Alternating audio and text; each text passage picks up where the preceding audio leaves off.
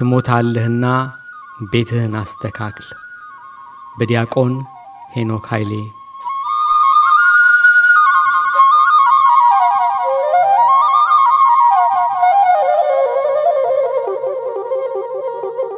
ንጉሥ ሕዝቅያስ በጠና ታሞ ተኝቷል። ነቢዩ ኢሳይያስ ሊጠይቀው መጣ። ሆኖም እንደ ልማዱ እግዚአብሔር ይማርህ አላለውም። ለጆሮ የሚከብድ ቃል ጥሎበት ወጣ። ትሞታለህና ቤትህን አስተካክል።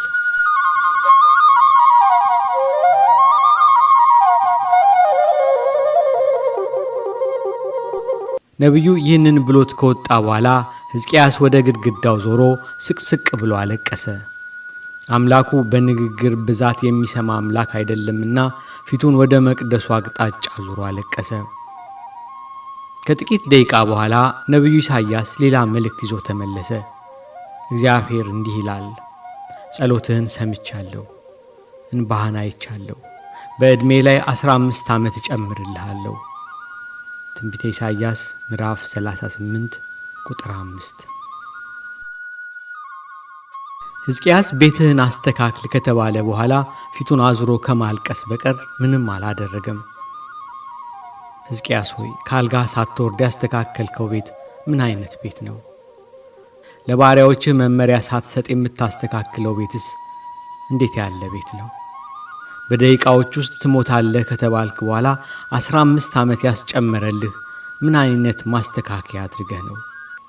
ለእኛም ንገረንና ዕድሜ እናስጨምር።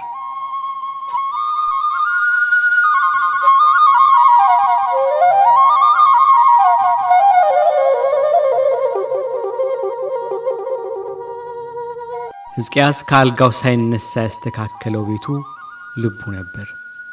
ልብህን ካስተካከልክ ቤትህ ይስተካከላል። እግዚአብሔር እንደሆነ ትሞታለህ ቢልህም መሞትህን አይፈልግም። እርሱ ከኃጢአትህ እንጂ ከአንተ ጋር ጸብ የለውም። በውኑ ኃጢአተኛ ይሞት ዘንድ እፈቅዳለሁ? ይላል ጌታ እግዚአብሔር። ከመንገዱ ይመለስና በሕይወትም ይኖር ዘንድ አይደለምን? ይላል መሐሪው። ትንቢተ ሕዝቅኤል ምዕራፍ 18 ቁጥር 23። እርሱ ትሞታለህ የሚልህ መኖርህን ፈልጎ ነው። አንዴ ብያለሁ ብሎ አይጨክንብህም። በንስሐ ተመለስ እንጂ ምሬሃለሁ ለማለት ይቸኩላል። አሁን ትሞታለህ ብየው አሁን ትድናለህ ብለው ይንቀኛል ሳይል ተመልሶ ይምርሃል። ኃጢአትህንም ወደ ጥልቁ ይጥለዋል። በጎ እንድትሰራም ዕድሜ ይጨምርልሃል። አንተ ብቻ ተመለስና አሁኑኑ ንስሐ ግባ። ከበደል አልጋ ጋር ያጣበቀ ፈተናም ድል መንሻው ጊዜው አሁን ነው። ሕዝቅያስ በደቂቅ አምባ ምሕረት አግኝቶ ዕድሜ ካስጨመረ በአብይ ጾም ሙሉ የሚያለቅስ ምን ያህል ዕድሜ ያገኘው? ወዳጄ አንተም ተነሳና በዚህ ወር ቤትህን አስተካክል። እንደ ሕዝቅያስ ፈጣሪህ ይጠብቅሃል። የተቀየምከውን ይቅር በል፣ የበደልከውን ካስ፣ የሚበቀልህን የማይተኛ ጠላትህን ዲያብሎስን ተበቀለው። ጾም ዲያብሎስ ድል የተደረገበት የጦር አውድማ ነው። በዚህ ወራት ድል ያላደረግነውን ፈተና በሌላ ጊዜ አናደርገውም። ሰነፍ ገበሬ በሰኔ ይሞታል እንደሚባለው በጾም የተኛ ክርስቲያን መቼም አይነቃም። በጾም ያልተገራ አንደበት መቼም አይገራም። በጾም ያልተፈወሰ ቂም መቼም አይፈወስም። ጌታችን በወንጌል አንዴ ወደ እሳት አንዴ ወደ ውሃ የሚጥል ጋኔን ያለበትን ልጅ ሲፈውስ ይህ አይነቱ ጋኔን ያለ ጾምና ያለ ጸሎት አይወጣም ብሎ ነበር። ሀገራችንን አንዴ ወደ እሳት አንዴ ወደ ውሃ የሚጥላት የጥላቻ ጋኔንም ያለ ጾምና ያለ ጸሎት አይወጣም። ወዳጄ ከቁስሌ የምትፈወስበት ወራት እንደደረሰ ወቅ። አንተስ ብትሆን ልትላቀቀው እየፈለክ ያቃተ ክፉ ልማድ የለብህም?